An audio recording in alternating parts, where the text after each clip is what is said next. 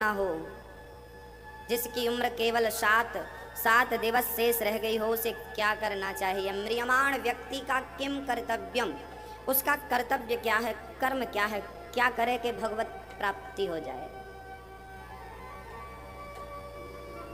हम जब कम समय देखते हैं ना तो छटपटाते हैं, है ना, तड़पते हैं, क्या करें क्या करें क्या करें क्या करें। जैसे बेटी के विवाह में पिता छटपटाता है, उसके पास पैसे नहीं होते। जिस पिता के पास पैसे नहीं होते और बेटी का विवाह सिर पर होता है तो वो छटपटाता है, कहाँ से लाऊं, क्या करूं, कैसे होगा, चिंता करता है। ऐसे ही जब व्यक्ति मरने का समय नजदीक देखता है, जब मरने में केवल 1 घंटा शेष रह जाता है, याद रखना मैं आप सबसे बोल रहा हूँ, गरुड़ पुराण में लिखा है, जब मरने में आपके 1 घंटा शेष रह जाता है तो उस समय से 1 घंटा पहले से आपके जन्म से लेके आज तक की पिक्चर चलने लगती है आंखों के सामने। फिर आपको ये दुनिया नजर नहीं आती कि अब मैं भागवत सुन लूं, अब मैं राम नाम बोल लूं, अब मैं कुछ दान कर लूं, पुण्य कर लूं। चाह कर भी आपकी मनसा है करने की, पर आपका वक्त पूरा हो चुका है। इसलिए कहता हूं कि अभी वक्त है। परीक्षित के पास मात्र 7 दिन बचे थे, 7 दिन का श्राप लगा था। अच्छा, आपको पता चल जाए कि 7 दिन ही बचे हैं हमारे जीवन के, तो आप क्या करेंगे? मैं आपसे पूछ रहा हूं कि परीक्षित की जगह आप होते तो आप क्या करते? जो परीक्षित ने किया क्या वो आप करते, या तुरंत वकील को बुला के एग्रीमेंट करते? क्या करते आप? हाँ मेरी माँ, हम दुनिया में इस प्रकार उलझ गए हैं कि हमें पता भी चल जाए कि हमें मरना है, हमें पता चल जाए कि 7 दिन बाद मरना है ना, तो हम उस टेंशन में 2 दिन बाद ही मर जाएंगे। टेंशन में अटैक आ जाएगा, हमें मरना हमें मरना हमें मरना। सब कह दो पर मरने को मत कहो। मैं दुनिया वालों की सच्चाई बयां कर रहा हूं मेरी माँ। यदि दुनिया वालों में से किसी को पता चल जाए कि तुम्हें 7 दिन बाद मरना है तो वो ये सुनते ही मर जाएगा, 2 दिन भी नहीं जिएगा। परीक्षा तो फिर भी 7 दिन जी गए, क्योंकि जो व्यक्ति संसार में उलझा होता है ना भाई, 1 गांठ लगी हो तो जल्दी खोल लो, 2 गांठ हो तो जल्दी खोल लो। अब 25-50 गांठ खोलने में टाइम तो लगेगा। तो आपने इतनी गांठें बांध रखी हैं, ये बेटा मेरा, पत्नी मेरी, पति मेरा, परिवार मेरा, दौलत मेरी, ये मेरा, वो मेरा, ये मेरा, इतनी गांठ, और समय जल्दी है मरने का। अब ये खोल कैसे पाएंगे? इसलिए हम कहते हैं कि ये मोह ममता की जो गांठें हैं अभी से खोलना स्टार्ट कर दीजिए। अब कोई मेरा नहीं, बस गोविंद मेरो है, गोपाल मेरो है। ये सारी गांठें आप निवेदन है, सारी गांठों को मेरी माँ खोलना स्टार्ट कर दीजिए। अभी से खोलना शुरू करेंगे तो हो सकता है अंतिम सांस तक आखिरी भी खुल जाए, और 1 गांठ भी रह गई तो फिर से आपका जन्म होगा, फिर मोक्ष रुक जाएगा। भाई आपकी सिविल डाउन है तो लोन कैसे होगा? लोन रुक जाएगा क्योंकि आपकी सिविल डाउन है, ड्यू दिख रही है। ऐसे ही आपका एक भी गुनाह दिख रहा होगा, क्योंकि ईश्वर भी सिविल चेक करता है। आजकल तो सिविल का जमाना है। बैंक में आप लोन लेने जाएंगे तो आपका पैन कार्ड डाल के सबसे पहले आपकी सिविल चेक करेंगे। सिविल डाउन नहीं होनी चाहिए। आपकी सिविल डाउन है तो आप हाथ पांव पटक लो, करोड़पति अरबपति बने रहो, आपको लोन नहीं होगा। सिविल आजकल ना पैन कार्ड में सब दिख जाता है। सही बोल रहा हूं क्या मैं? आजकल पैन कार्ड का जमाना, पैन कार्ड डालो सब दिख जाता है। ऐसे ही परमात्मा के पास भी आपका एक पैन कार्ड रखा है, बस वो डालते ही, टाइप करते ही परमात्मा को भी सब दिख जाता है, कितना पाप किया है, कितना पुण्य किया है, पूरा हिसाब किताब दिख जाता है। और सिविल डाउन दिखाई पड़ी कि मोक्ष रुक गया, नो लोन, लोन रुक गया, नहीं होगा। बस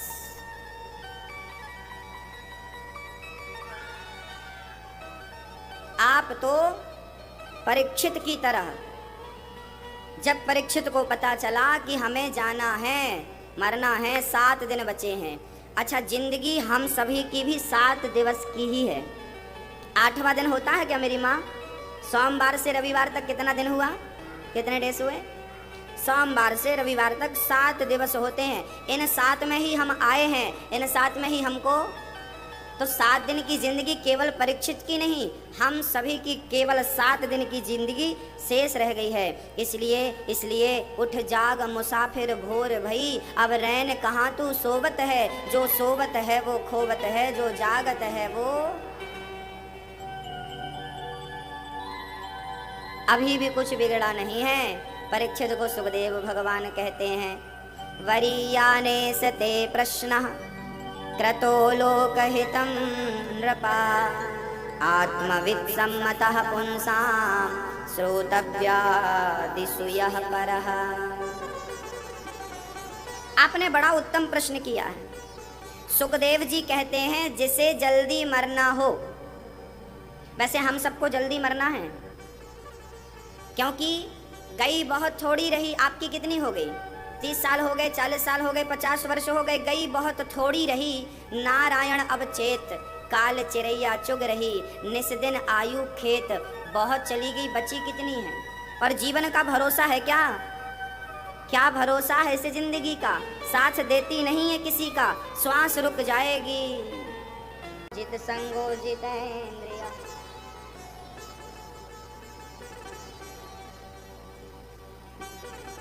जितासनो जित श्वासो जित संगो जितेंद्रिया। आसन जीतिए, जिता एक आसन पर बैठना सीखिए। प्राणायाम करिए। आप लोग योग करते हैं कि नहीं? प्राणायाम करते हैं कि नहीं? सूर्य नमस्कार करते हैं कि नहीं? करते कुछ नहीं, चिल्लाते रहते, गुरुजी हम बीमार हैं, हम कथा में नहीं आ पाएंगे। क्यों? हम बीमार हैं। क्यों बीमार हो गए? बैठे रहते हैं, खाते रहते हैं, पड़े रहते हैं। खाना और सोना, वहीं बैठ के खा लिया और खा करके वैसे के वैसे लेट गए। ये भी नहीं पता लोगों को कि खाने के बाद कम से कम 100 कदम चलना चाहिए। आप अपना ख्याल नहीं करेंगे, नहीं रखेंगे तो कौन रखेगा? हाँ? इसलिए रोज आप प्राणायाम करिए। सूर्य नमस्कार की जो 12 आसन हैं, 12 आसन हैं, वो आप करिए।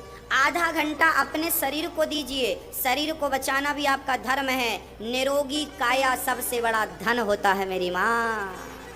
निरोगी काया सबसे बड़ा धन होता है। वो धन ऑलरेडी आपके पास है, पर जरूरत से ज्यादा खाकर, जरूरत से ज्यादा सोकर बिगाड़ लेते हैं आप लोग। आराम हराम है। 7 घंटे से ज्यादा की नींद ठीक नहीं होती। 24 में अपने मन को लगा चुके हैं, समझना बस वही जागे हैं, बाकी सब सो रहे हैं।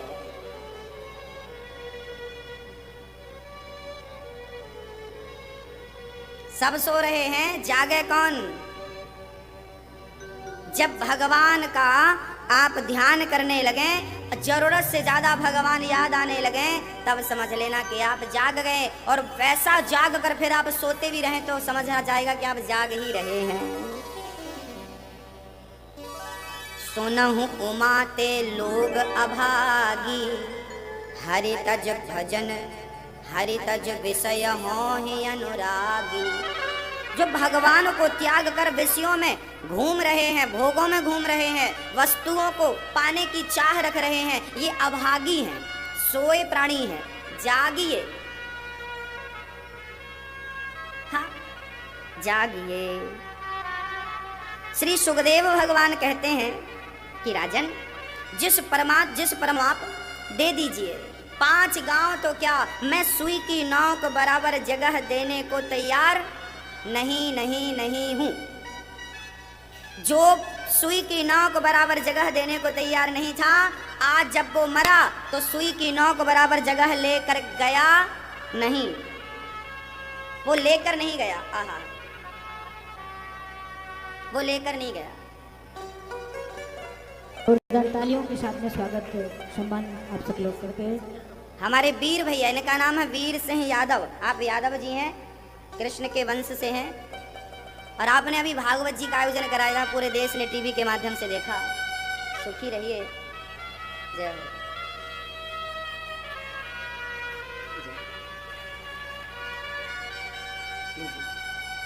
आप सबका कल्याण हो, सबका मंगल हो। आप पुलिस में हैं, इनकी ड्यूटी भी यही है संयोग से, गोवर्धन में। और गोवर्धन में आप नियुक्त थे, इन्होंने कथा सुनी और इन्होंने कथा का आयोजन कराया और पूरे क्षेत्रवासियों को, परिवार को भगवान से जोड़ दिया। इनका पूरा परिवार भगवान से दूर था, पर जब से इन्होंने प्रयास किया तो पूरा परिवार आज भक्तिमय है, प्रेममय है। स्वागत। पुलिस की नौकरी करते हुए भी इन्होंने 7 दिन का समय निकाला परिवार के सहित। मैया जी भी आई हैं क्या? हाँ, आ रही हैं। अच्छा,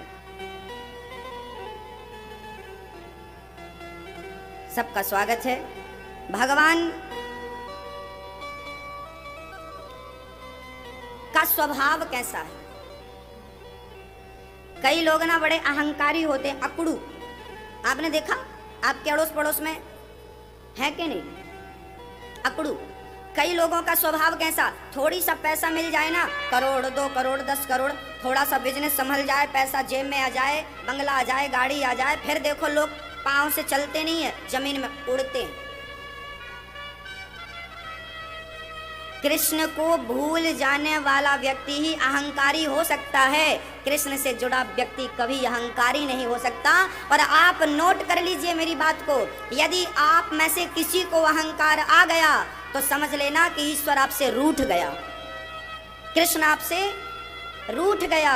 और यदि आपको अहंकार ना आए तो समझ लेना कि भगवान की सबसे ज्यादा कृपा आपके ऊपर है। धन वाले पर कृपा नहीं होती, धन पाकर जिसे अहंकार ना आए। दौलत कितनी है कोई नहीं पूछने वाला, आपका स्वभाव कैसा है ये दुनिया गाएगी। इसलिए अपनी दौलत की अकड़ कभी किसी को नहीं दिखानी चाहिए, बस अपने स्वभाव से सबके दिलों में कब्जा कर लेना चाहिए। हम तो कहते हैं आपका स्वभाव ऐसा है और ऐसा हो कि आप सबके अंदर चले जाएं, समा जाएं। याद रखना, जो धन पाकर राज्य करते हैं, जिनकी बहुत प्रॉपर्टी होती है, बैंक बैलेंस होता है, उनसे अच्छे वो लोग होते हैं जो लोगों के, कुछ लोग तो शहरों में घर बनाते हैं, कुछ लोग तो गांव में घर बनाते हैं, पर कुछ लोग तो दिलों में अपना घर बना लेते हैं। जो दिलों में घर बना लेते हैं वो सबसे श्रेष्ठ होते हैं। चाह जी से लगी जी जरा हो गया, चाह हरि से लगी जी हरा हो गया। चाह इनकी मतलब बिहारी जी की, चाह इनकी हमें हरदम चाहिए, और अगर ये चाहे हमें तो फिर क्या चाहिए। यदि ये हमसे कहे कि हम तुमसे प्यार करते हैं, यदि बांके बिहारी ने अपने दिल में थोड़ा सा स्थान हमें दे दिया, तो बताइए फिर हम दुनिया के सबसे अमीर हो गए कि नहीं? तो इसलिए मेरी माँ, धन बहुत होना चाहिए आपके पास। भगवान आपको खूब तरक्की दें, खूब सुखी रहें। यहाँ से जाने के बाद हजारों करोड़ों गुना आप बढ़ें, कई गुना धन धान्य बढ़े, लेकिन याद रहे कि उसके साथ अहंकार ना आए। धन तो आए, वैभव तो आए, पद तो आए, प्रतिष्ठा आए, पर अहंकार के दरवाजे बंद होने चाहिए। और अहंकार के दरवाजे खोले तो फिर कृपा के दरवाजे बंद हो जाते हैं। इसलिए हमारे पास जो है उसे प्रसाद समझ कर रखो। अहंकार किसी चीज का मत करना। रावण का अहंकार नहीं चला, हम आप कौन हैं? दुर्योधन ने दिया नहीं, अहंकार से भगवान को वहां से कह दिया आप जाइए, हम आपको सुई की नोक बराबर भी देने को तैयार नहीं है। अहंकार किया, और जब भगवान को वहां से हटाया, परिणाम क्या हुआ? भगवान दुर्योधन के 56 भोग को त्याग कर और विदुरानी के घर आए। विदुरानी माँ 56 भोग छिलका खिला रही हैं, और बहुत बढ़िया अद्भुत दर्शन हम करते हैं। कैसे छिलका खिला रही थी वो मैं आपको प्रैक्टिकल करके बताऊं। वो बूढ़ी माँ विदुरानी उम्र हो गई थी करीब 70 साल की तो रही बूढ़ी माँ। अब वो माँ कृष्ण को बिठाती चौकी पर, उल्टी चौकी पर बिठाती, सीधा भी नहीं था, मतलब उनके घर पर दरी चद्दर तक नहीं था बिछाने के लिए। उल्टी चौकी रख दी, उसका भी एक पाया, एक पाँव टूटा था चौकी का। उल्टी चौकी रखी, भगवान बैठ गए, और वो कन्हैया को टुकुर, कन्हैया से उनकी नजर हट नहीं रही थी, उनके स्वरूप में मस्त थी। कन्हैया बोले, माँ मुझे भूख लगी है, कुछ खाने को दो। उठ कर गई और जल्दी से रसोई में जाकर देखा तो साग पक रही थी। उनको लगा ये सूखी साग खिलाऊंगी तो कन्हैया बीमार पड़ जाएगा, तो बगीचे से पके पके केला तोड़ कर ले आई विदुरानी और कन्हैया के पास बैठकर केला रख लिया और कृष्ण को देखती जा रही हैं और देखती जा रही हैं और छिलका छीलती जा रही हैं और कृष्ण को देखती देखती ऐसे ही जैसे हम छील रहे हैं ऐसे छील करके छिलका समझकर फल को फेंकती जाती और छिलका को फल समझकर कन्हैया को देती जाती। कन्हैया ऐसे छिलके का भोग लगाते हैं। बताइए इस छिलके को यदि हम आपको दे दें तो आप बुरा मान सकते हैं, देखिए हम इतने बड़े लोग हैं, हमारा आपने अपमान कर दिया, छिलका खाने को दिया। पर धन्य है मेरा कृष्ण जो छिलकों का भोग बिना शिकायत के लगाता है। कैसा स्वभाव होगा उसका, वो स्वभाव के कितने धनी होंगे। कभी आपके सामने ये स्थिति आए तो आप कल्पना कर सकते हैं कि मेरा कृष्ण कैसा रहा होगा जो इन छिलकों को खा रहा था। वाह, ये भगवान छिलका नहीं खाए, भगवान ने जो छिलकों के रूप में भक्त के प्रेम को स्वीकार कर लिया। भाव का भूखा हूं मैं छिलकों का भूखा नहीं हूँ, मैं तुम्हारे मेवा मिष्ठान का भूखा नहीं हूँ, मैं तो भाव का भूखा हूँ मैं, और भाव ही एक सार है और भाव से भजले मुझे तो भव से वेड़ा। मैं कुछ नहीं चाहता, केवल आपका सच्चा प्रेम। काका आए अवतार लेकर, राम बनकर आए, श्री कृष्ण बनकर आए, 3 बार पेट भर के खाया है। क्या कहें आपसे। जब भगवान लीला समाप्त करके धराधाम को छोड़कर गए तब विदुर जी महाराज को याद करते हैं भगवान। कितने भाग्यशाली थे विदुर जी, सारी दुनिया अंत समय कृष्ण को याद करती है और कृष्ण ने विदुर जी को याद किया। जाते हुए विदुर जी को याद किया। विदुर जी कहने लगे, उद्धव जी बताओ मेरे कृष्ण ने क्या कहा। बोले कुछ नहीं कहा, जो कहा वो केवल मैत्रेय जी कह सकेंगे। मैत्रेय जी के पास गए हरिद्वार और मैत्रेय जी से विदुर जी ने कृष्ण कथा जाननी चाहिए और कहा कि सारी दुनिया सुख के लिए कर्म करती है पर उल्टा दुख क्यों प्राप्त होता है। सुखाय कर्माणि करोति लोको न तै सुखं वान्यदुपारवम्बा विन्देत भूयस्ततैव दुःखं यदत्र युक्तं भगवान् वदेन्न। सारी दुनिया सुख के लिए कर्म करती है पर बदले में मिलता क्या है? क्या? हर व्यक्ति सुख चाहता है। कोई नहीं कहता कि मुझे फोड़ा फुंसी होगी, बुखार आएगी तो मैं सत्यनारायण भगवान की कथा सुनूंगा। पर होता है, सबको बीमारी आती है, पेट खराब होता है, सबको बुखार आती है, सबको जुकाम होता है। कोई व्यक्ति दुख नहीं चाहता पर मिलता दुख ही है। क्यों? क्योंकि ये संसार की जो कामनाएं हैं आपकी, हम लोग क्या सोचते हैं, जिसका विवाह नहीं होता ना उसको लगता है विवाह हो जाएगा, दुल्हन आ जाएगी, बहुत खुशी होगी, बहुत अच्छा लगेगा, सुखी हो जाएगा, सब कुछ मिल गया, हो गई शादी। अब पूछो भाई सुखी हो? बोले कहाँ सुखी, बोले घोड़ी चढ़े थे तब लास्ट बार हंसे थे, उसके बाद तो पता ही नहीं कब हंसे, उसके बाद का पता ही नहीं हंसी कब आई। घोड़ी चढ़ते समय बड़ा खुश था, उसके बाद वो खुशी जीवन में कभी लौटी ही, कहाँ गायब हो गई, कहाँ दफन हो गई। शादी नहीं हुई थी, लग रहा था विवाह हो जाएगा तो खुश हो जाऊंगा, खुशी मिली, विवाह हो गया। बोले कहाँ खुशी महाराज, चलो कोई बात नहीं। क्या चल रहा है? बोले 2-4 साल हो गए शादी, कोई छोरा छोरी नहीं है, बड़े दुखी हैं। अब कोई बेटा हो जाए घर में, किलकारी मारे और छम छम चले तो बड़ा खुशी मिले, बड़ी सुख मिले, बड़ा सुख मिले। बेटा हो गया, कहो साहब खुश हो ना महाराज, बहुत नालायक है बेटा, लापरवाह, पढ़ता लिखता नहीं, ध्यान बिल्कुल नहीं देते, दिन भर गेम खेलता रहता मोबाइल, और डांटो तो रोता है और बोल धमकी देता भाग जाऊंगा।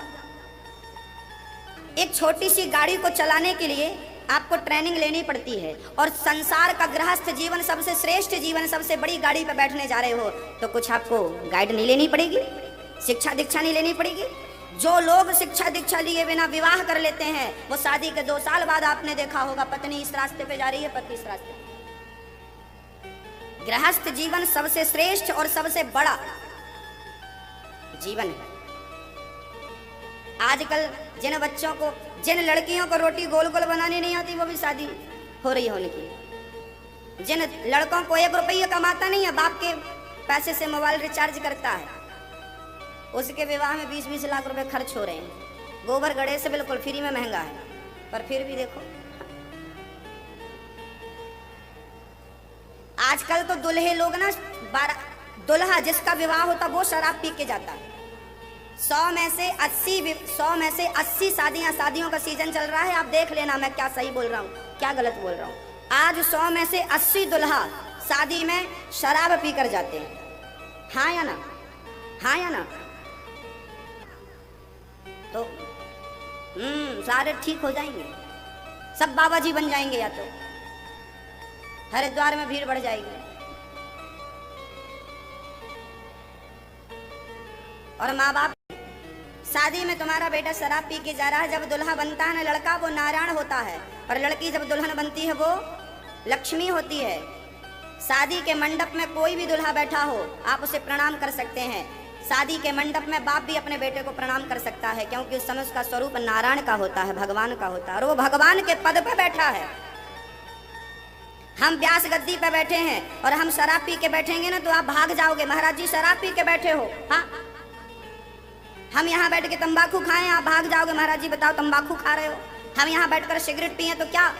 ये व्यास गद्दी की मर्यादा हमें तो बचानी है, हमें तो संभालनी है। यदि हम व्यास गद्दी की मर्यादा को समझते हैं तो दुल्हों को भी मंडप की गद्दी की मर्यादा समझनी चाहिए। इसे पहले समझाओ कि दुल्हा होता कौन है, दुल्हन होती कौन है, होता कौन है, होती कौन है। ये जाने बिना तुमने शादी कर ली, घर बर्बाद हो जाएगा। इसलिए पहले सत्संग कराओ। हाँ, कोई भी नौकरी करने जाओ इंटरव्यू पहले देना पड़ता है, और शादी कर रहे हो कोई इंटरव्यू नहीं, ऐसे ही कर लिया। चलिए आप लोग समझदार हैं, समझिए। गलत परंपराओं को, गलत रिवाजों को रोकिए। शादी में बहुत खर्चा करते हैं माँ बाप। मैं आपका एक खर्चा बचा सकता हूँ, आप लोग कहो तो मैं बोलूँ। आप लोगों का एक खर्चा, आप लोगों में से अभी किसी की घर विवाह है क्या? महीने 2 महीने में या 8-10 महीने में? नहीं है। जब होगा तब के लिए ध्यान रखना। जब आपके घर बेटी का विवाह हो, बिटिया का और बेटे का विवाह हो, तो विवाह में ना फिजूल के खर्चे मत करना। आजकल शादियां बड़ी महंगी पड़ती हैं। महंगी पड़ती नहीं है, आप लोग महंगा करते हो, फिजूल का खर्चा करते हो, व्यर्थ का खर्चा करते हो, दिखावा। 100 में से 80 लोग दिखावे के लिए जी रहे हैं। है कुछ नहीं, बस दिखावा। अंदर कुछ नहीं है, बाहर सब कुछ दिख रहा है। कर्जा ले लेके बड़ी बड़ी गाड़ियां ला रहे हैं लोग, ताकि पड़ोसी को कह सके देखो तुमसे बड़ी वाली हमारे पास है, जबकि कर्जे में डूबा है। कर्जा ले ले करके अपने शौक पूरे करने वाला कौन होता है? ये समझदार होता है क्या? ना मेरी माँ, जितना चादर हो उतना पांव पसारना चाहिए। शादी में एक खर्चा जो व्यर्थ होता है, वो खर्चा क्या है? वो जब शादी का कार्ड बनता है, आप लोग शादी का कार्ड बनवाते हैं, 10 रुपए का कार्ड, 20 रुपए का कार्ड, 50 रुपए का कार्ड, 100 रुपए का कार्ड, 200 रुपए का कार्ड, और बड़ा आदमी है 500 रुपए का कार्ड, और बड़ा आदमी 1000 रुपए का कार्ड बनता है कि नहीं? अब ये बताइए कि वो शादी का कार्ड जिसमें आपके 5000, 10,000, 25,000, 50,000, 1 लाख रुपए खर्च हुए, क्या वो कार्ड जब आप किसी को देने जाते हैं या आपके घर कोई कार्ड लेके आता है, तो क्या आपको पूरा कार्ड पढ़ने की फुर्सत होती है? आप पढ़ते हैं? नहीं पढ़ते, कोई नहीं पढ़ता, सब रद्दी में जाते हैं बाद में। हाँ या ना? घर के शादी के कारण सीजन में 10-20 कार्ड आपके घर पहुंच जाते हैं, और वो सारे फिर अखबार के साथ रद्दी में चले जाते हैं। अब बताइए, कोई को समय नहीं है कि आपने कितना महंगा छपवाया। हाँ, आपके सामने तारीफ कर देंगे, साहब बढ़िया, पर अंदर खोल के भी नहीं देखेंगे। क्यों? इतना फिजूल का खर्चा करने की क्या जरूरत थी? ये मोबाइल कब काम आएगा? कार्ड भी छपवाने की जरूरत नहीं है। हम तो कह दें, शादी के टाइम पे आप सबसे कह दो कि जब आपके घर शादी हो तो आप हमें फोन लगा देना, हम फोन से स्वीकार करेंगे, और जब हमारे घर हो तो हम फोन लगाएंगे। उसमें आपका धन भी बचेगा और समय भी बचेगा। जो समय निकाल करके जाना पड़ता है वो भी बचेगा। ये मोबाइल, उस जमाने में टेक्नोलॉजी नहीं थी जब कार्ड चलता था, आज तो है ना। इसका उपयोग कब करेंगे? ये केवल फेसबुक व्हाट्सएप चलाने के लिए है क्या? तो पहला खर्चा तो कार्ड छपवाया, वो बचा। दूसरा खर्चा कार्ड बांचने के लिए डीजल में और गाड़ी में जो ईंधन खर्च हुआ, आपका किराया भाड़ा गाड़ी का, वो सब बचा के नहीं? तो लो भैया आपके 25-50 हजार तो हमने बचा दिए कि नहीं। अब वो 25-50 हजार वृद्धों के नाम से आप देंगे तो वृद्ध माता का कल्याण होगा। मतलब हम आपका बैलेंस नहीं बिगाड़ना चाहते, हम बचा बचा के वृद्धों की सेवा के लिए आपको बता देंगे कि आप यहाँ से बचाइए और यहाँ से वृद्ध माँ के लिए करिए, ताकि वृद्ध माँओं की हम सेवा कर सकें, वृद्ध माँओं को हम हंसी दे सकें, खुशी दे सकें, रहने का दे सकें, भोजन व्यवस्थाएं कर सकें। हम तो कर ही रहे हैं, आप सबका प्यार सहयोग मिलेगा तो बहुत तेजी से काम होगा। वृद्धाश्रम बन रहा है, सेवा करिए। तो ये फिजूल के खर्चे, किस किस को समझ में आई बात? कौन कौन इसमें अमल करेगा? करेंगे मेरी माँ, हाँ या ना? कौन कौन करेगा? अब हाथ उठाओ शुरू से। छपाना है कार्ड तो सस्ता छपाइए। यदि छपाने की रस्म निभानी है तो सस्ता छपाइए, व्यर्थ का पैसा आपका खर्च ना हो, रद्दी में आपका पैसा ना चला जाए। शादी विवाह में 10 प्रकार की सब्जियां बनाने की क्या जरूरत है? कम बनाइए, वो पैसा बचाइए। बचा करके कई पिता ना कर्जा लेकर बेटी का विवाह करते हैं। मैं कहता हूं, लड़की के पिता से मैं हाथ जोड़कर कहना चाहता हूं कि लड़की का विवाह करना अच्छी बात है, पर लड़की के विवाह में कर्जा लेना अच्छी बात नहीं है। इतना मत खर्चा करिए कि आपको कर्जा लेना पड़े। बस कर्जा लिए बिना आपकी बेटी का विवाह हो जाना चाहिए, मैं तो ये चाहता हूं।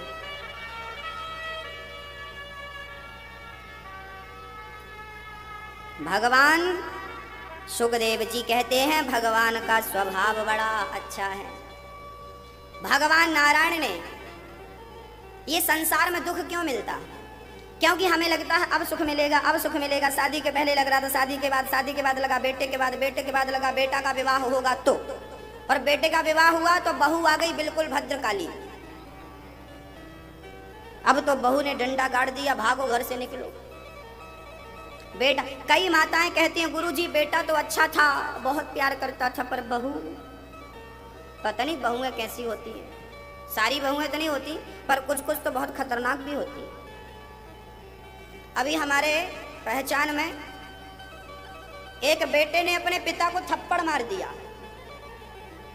हमने बोला क्यों भाई, तुम बहुत पढ़ गए हो, बहुत काबिल हो गए हो, इसका मतलब ये कि इतने काबिल हो जाओगे अपने बाप को थप्पड़ मारोगे?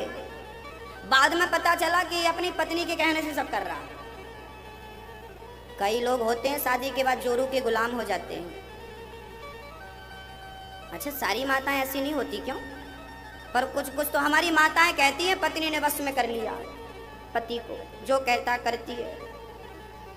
पत्नी की हर बात सुननी चाहिए, हर बात माननी चाहिए, पर पत्नियों का भी फर्ज है कि आप सुई लेकर बढ़ोगी तो बहुत आगे जाओगी, और तलवार लेकर बढ़ोगी तो जल्दी से गिर जाओगी। सुई का काम होता है जोड़ना, तलवार का काम होता है तोड़ना। तोड़ने की राजनीति मत करो, जोड़ने का काम करो।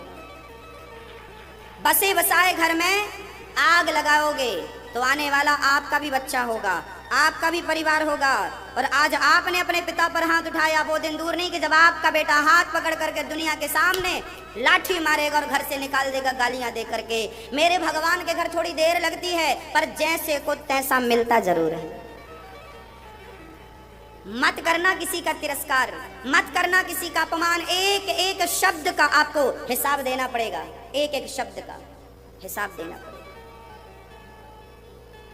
कम से कम अपने माँ बाप पर तो अत्याचार मत करो, माँ बाप की तो सेवा करो। भगवान नारायण के पुत्र हुए ब्रह्मा, ब्रह्मा के पुत्र हुए श्री सनकादि, सनकादि सनक, सनंदन, सनातन, सनत कुमार। चारों नारायण का दर्शन करने गए, जय विजय ने रोक दिया। संतों ने श्राप दे दिया, जाओ तुम राक्षस हो जाओ। वही जय विजय श्राप वश हिरण्याक्ष हिरण्यकश्यप बने, दूसरे जन्म में रावण कुंभकर्ण बने, तीसरे जन्म में शिशुपाल और दंतवक्र बने। तीनों का उद्धार भगवान ने 4 बार अवतार लेकर किया। मनु जी महाराज की, ब्रह्मा जी के शरीर से मनु और शत्रुपा का जन्म हुआ। 12 भगवान ने प्रकट होकर पृथ्वी की स्थापना करी और मनु शत्रुपा से मैथुनी सृष्टि प्रारंभ हुई। हमें मनुष्य क्यों कहा जाता है? क्योंकि हम सभी मनु की संतान हैं। मनु की संतान होने से हम सबको मनुष्य कहा जाता है। ये सृष्टि जब प्रारंभ हुई तो सबसे पहले मनु और शत्रुपा थे। ये मनु भगवान ब्रह्मा के एक अंग से, दाहिने अंग से मनु, बाएं अंग से शत्रुपा का जन्म हुआ।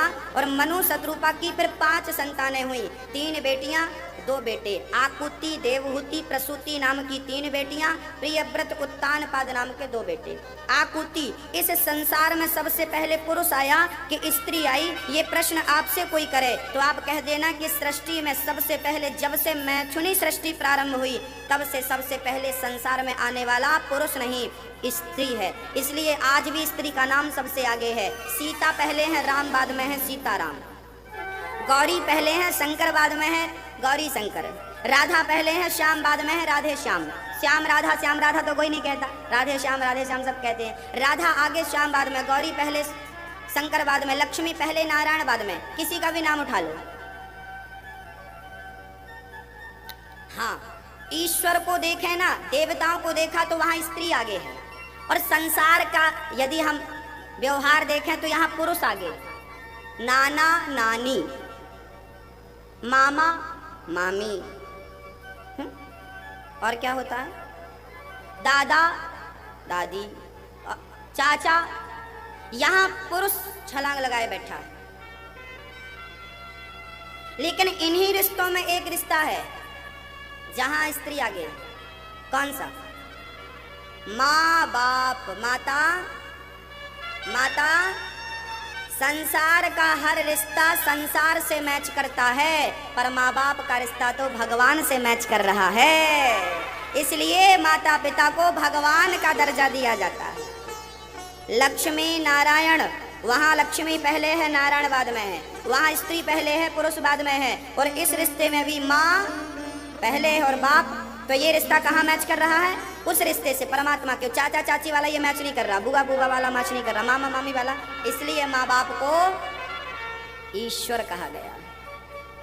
कभी आपसे कोई पूछे कि भगवान दिखने में कैसा होगा, स्वरूप कैसा होगा, तो आप कैसा कहेंगे, क्या कहेंगे? हमसे कभी कोई पूछता है ना कि भगवान है कैसा, तो हम कहते हैं कि भगवान कभी हमें देखने को मिला तो वो होगा कैसा? बोले बिल्कुल मेरी माँ के जैसा होगा। बस मेरी माँ जैसा दिखता होगा उसका हुलिया मेरी माँ जैसा होगा, बस। क्योंकि वही भगवान माँ के रूप में आपके पास आता है, आपकी परवरिश करता है, बिना घिन किए, बिना कुछ किए आपका मलमूत्र साफ करता है। दूसरे का बेटा यहाँ पर मलमूत्र कर देना तो आपको बदबू आएगी, पर धन्य होती है माँ कि जल्दी से जाकर के साफ करके स्वच्छ करके बेटे को ले आती है। बस इतनी ममता, इतना प्यार किसी के अंदर भगवान ने भरा है तो केवल माँ के अंदर भरा है। जिस माँ ने बच्चे को इतना प्यार दिया, इतना लाड़ किया, वही बच्चे जब बड़े हो जाते हैं तो माँ बाप को घर से निकाल देते हैं।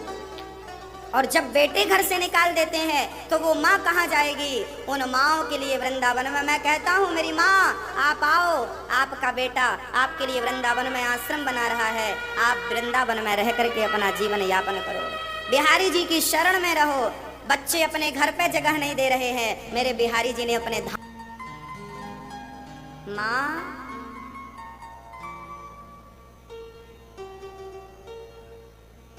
इन माँओं के लिए आपका दिल यदि धड़क रहा हो, इन माँओं के लिए कुछ करने का विचार हो, तो इन माँओं के लिए, मेरी माताओं के लिए हमारे एक भक्त ने कदम उठाया है।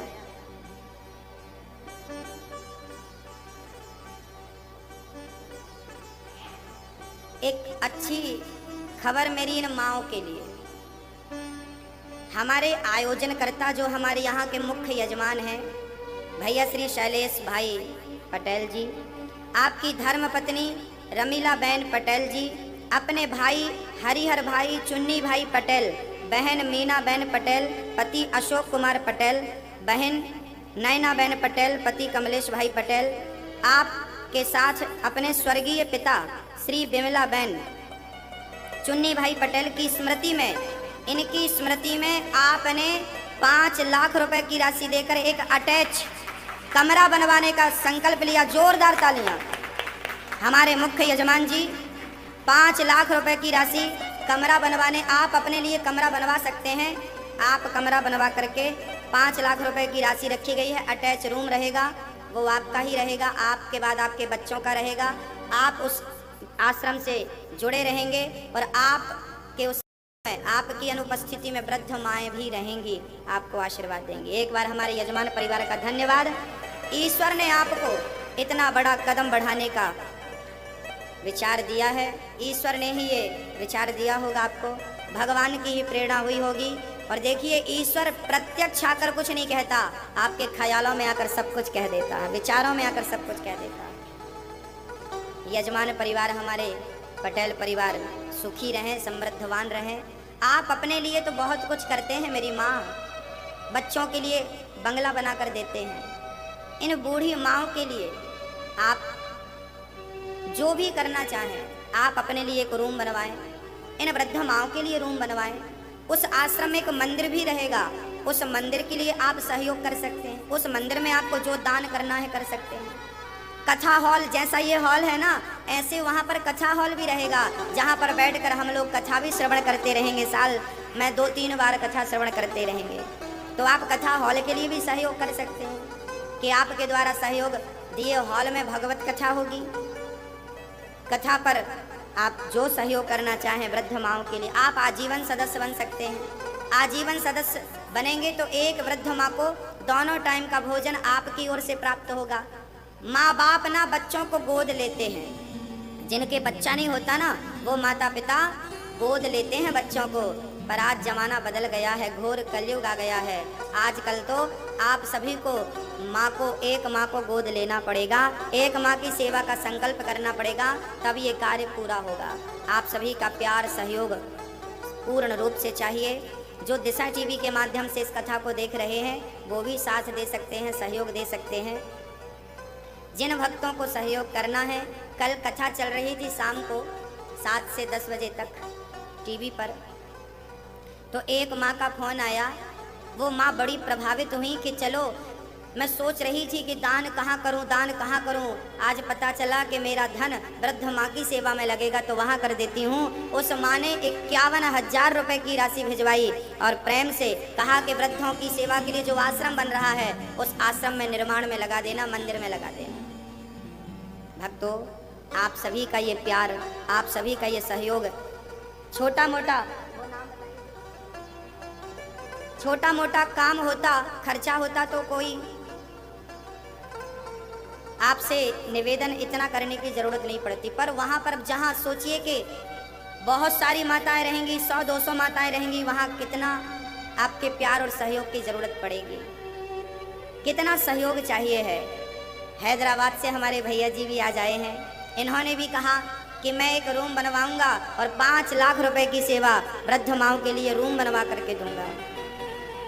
भगवान आपको भी सुखी रखे। मैंने आपका परिचय कराया था और इन्होंने तो ये भी कहा आज हमसे कि हम 5 लाख तो देंगे ही देंगे, वृद्धों की सेवा के लिए कमरा बनवाएंगे ही बनवाएंगे, उसके बाद भी जीवन भर वृद्धों की सेवा के लिए हम करते रहेंगे, करते रहेंगे, करते रहेंगे। बस आप सबका ये प्यार, आप सबका ये स्नेह इस कार्य को पूरा कर सकता है। मेरी अकेले की हिम्मत नहीं है, बिहारी जी मेरे साथ हैं, बस मुझे इतना पता है। और आप सब कर रहे हैं तो मेरे बांके बिहारी के आदेश से कर रहे हैं। आपके हृदय में वो प्रकट हो रहे हैं और प्रकट, जैसे लंका में राम जी ने कहा था, त्रिजटा को कहा, त्रिजटा को एक सपना आया, त्रिजटा ने सपना देखा कि सपने बानर लंका जारी। राम स्वयं सपने में आकर सपना दिखाते हैं कि हनुमान जी के सामने कहना कि लंका भी जलाकर आओ। ऐसे जब दान धर्म करने का मन बने और जब मन बने तो समझ लेना कि भगवान आपके हृदय में प्रकट हो गए। शुश्रूषुभिस्तक्षणात्, उसी क्षण प्रकट हो गए जिस क्षण आपके अंदर सत्कर्म करने का भाव जागा है, कुछ करने का भाव जागा है। अपने लिए तो सारी दुनिया करती है, अपनी संतान के लिए सब करती है। मेरी माँ, आपके हाथ पांव जब तक चल रहे हैं तब तक आपको सब पूछेंगे, लेकिन जब आपके हाथ, भगवान करे आप स्वस्थ रहिए, पर जब हाथ पांव नहीं चलते ना, तब आपके अपने ही आपको शिकायत करने लगते हैं, आपको आपके अपने ही मुंह बनाने लगते हैं। तो आपके जब हाथ पांव चल रहे हैं तब आप अपने लिए एक रूम बनवा लीजिए, कभी आपके बच्चे बहू बेटे ने आंख दिखाया तो आपको उनके पास रहने की जरूरत नहीं, बिहारी जी के पास आ जाइएगा और आप कभी भी आइए, यह दास आपकी सेवा करेगा। ये अनिरुद्ध आप सबकी सेवा के लिए है। हमें ईश्वर ने बचाया ही इसलिए है। बहुत पहले हम 20 फीट ऊपर से गिर गए थे। डॉक्टर ने कहा था कि अब ये आदमी कभी चल नहीं पाएगा ठीक से, पर हम आपके सामने परिक्रमा भी लगाएंगे, आपके साथ दर्शन भी करेंगे, आपके सामने चल भी रहे हैं, बोल भी रहे हैं। मुझे तब से पता चला कि आज मुझे ईश्वर ने बचाया था तो किसी उद्देश्य के लिए बचाया था। हमसे कुछ करवाना चाहते हैं बिहारी जी, नहीं तो 20 फीट ऊपर से गिरा था, दूसरी मंजिल से गिरा था, मर जाता। अब तक तो सब भूल भी जाते, दिन तेरे ही सब हो जाता। अनिरुद्ध नाम का कोई था सब भूल जाते, लेकिन ईश्वर ने यदि बचाया है तो शायद इसलिए बचाया है कि बेटा तुझे वृद्ध माओं की सेवा करनी है, वृद्ध माओं के आंसू पहुंचने। उसी दिन मैंने समझ लिया था कि मैं बचाऊं तो